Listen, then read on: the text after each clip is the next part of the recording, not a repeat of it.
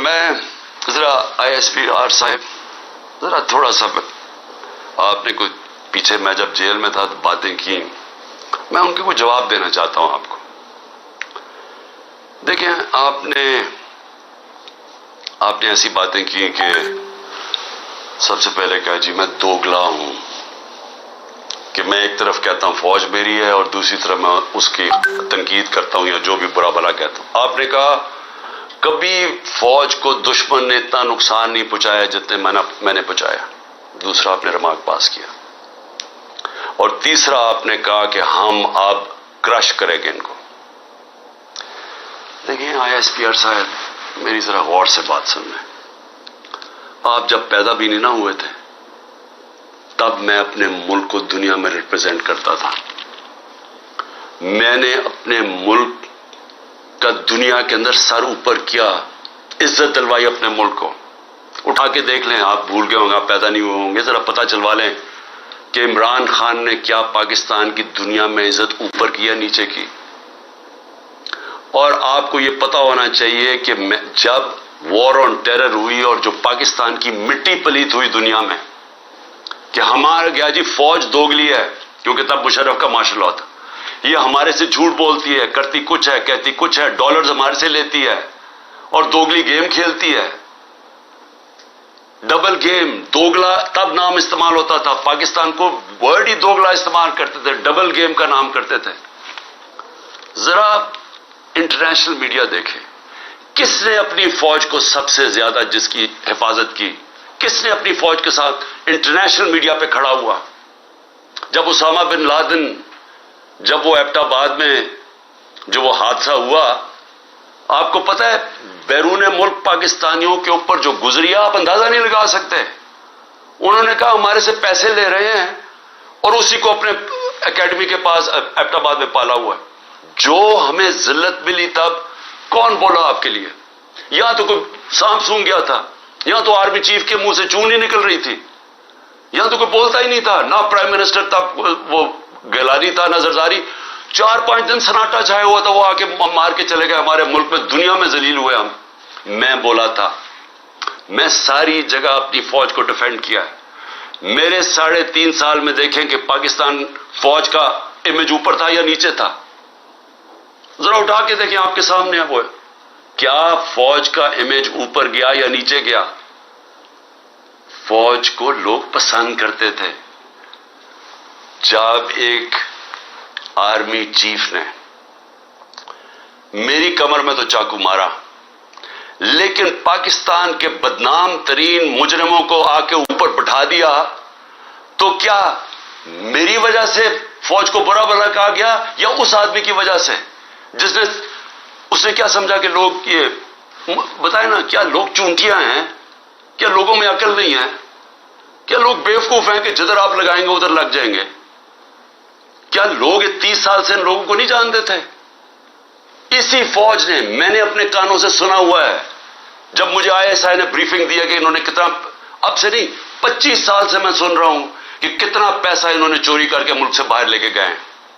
کہ جی اب چائنا سے واپس آئے تو یا زرداری نے یہ ڈیل کی ہے تو فلانی پراپرٹیز. ہمیں جو انہوں نے پراپرٹیز دکھائی ہیں وہ اس سے اربوں ڈالرز کے اندر پراپرٹیز ہیں. اور ایک دم کہہ رہے ہیں کہ اب جناب فیصلہ ایک آرمی چیف نے کیا ہے تو بھیڑے صاحب ادھر چلے جائیں اور اس کو کہہ کہ جی بڑا اب بہت اچھا کیا اور اب عمران خان بولا یہ اچھا ہے. لوگوں نے نہیں تسلیم کیا. میں نے نہیں برا بھلا کہا فوج کو. جو آرمی چیف کے ایکشنز تھے اس نے اس ملک اس کی ہماری فوج کو برا کیا، اس کی وجہ سے ہوا، میری وجہ سے نہیں ہوا. اور یہ کہنا کہ یہ قوم ایکسپٹ کر جائے ان لوگوں کو، کس نے میموگیٹ کیا تھا؟ کیا حقانی نے جا کے امریکنوں کو نہیں کہا تھا جو کیس لگا تھا سپریم کورٹ میں کہ مجھے، انہوں نے کہا زرداری کہہ رہا ہے کہ مجھے میری فوج سے بچا لو، امریکنوں کو کہہ رہا ہے. یہ میں نے کہا تھا.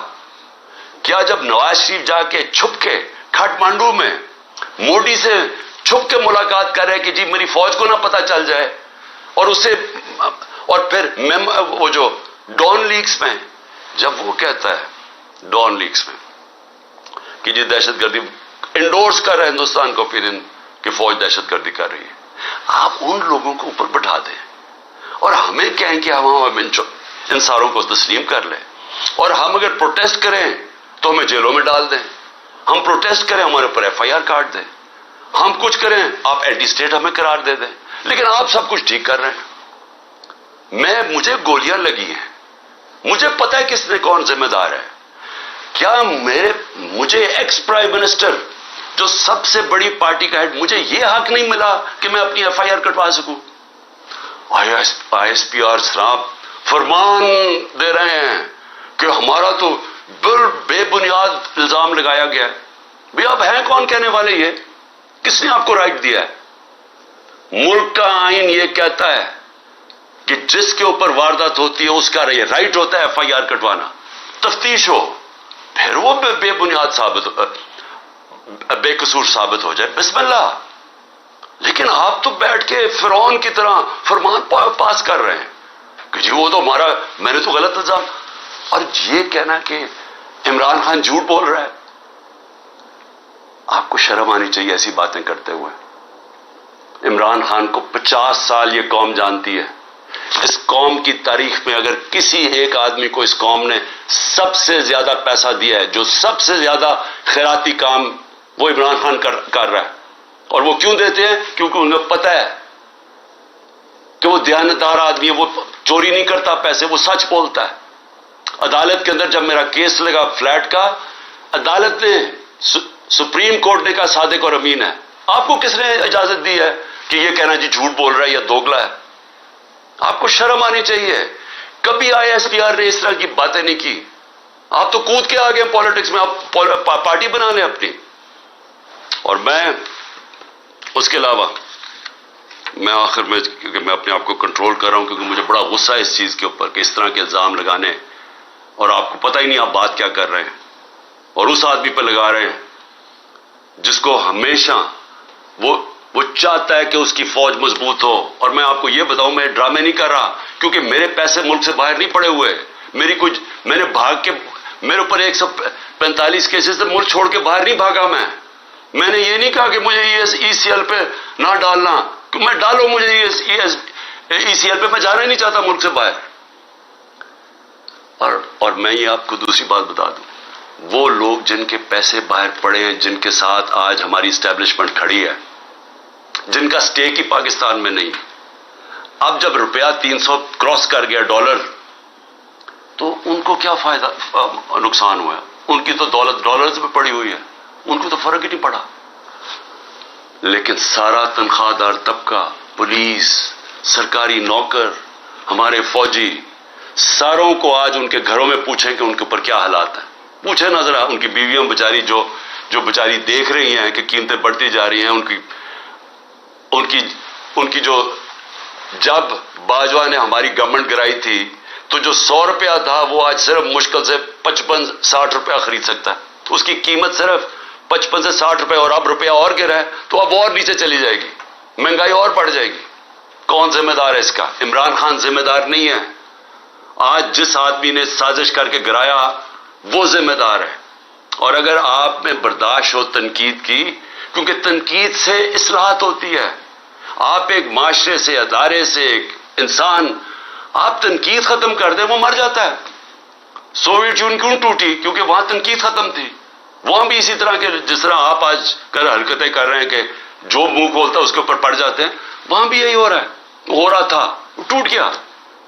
جو بھی معاشرہ آگے بڑھتا ہے اس کے اندر تنقید کی اجازت ہوتی ہے۔ ہم اپنے بچوں کی تنقید کرتے ہیں، یہ میں دوگلا نہیں ہوں۔ اگر میں اپنے بچوں کی تنقید، میں ان سے پیار کرتا ہوں، اپنے بچوں سے ان کی اصلاحات کے لیے تنقید کرتا ہوں۔ یہ کوئی فرعونیت ہی نہیں ہے کہ آپ، ہماری جرت نہیں، ہم کوئی آپ کی کمی ہے کہ ہم تنقید ہی نہیں کر سکتے، کہ ہم تنقید کریں گے تو جناب اب اینٹی اسٹیٹ ہو گیا، غداری کا پرچہ ہو گیا۔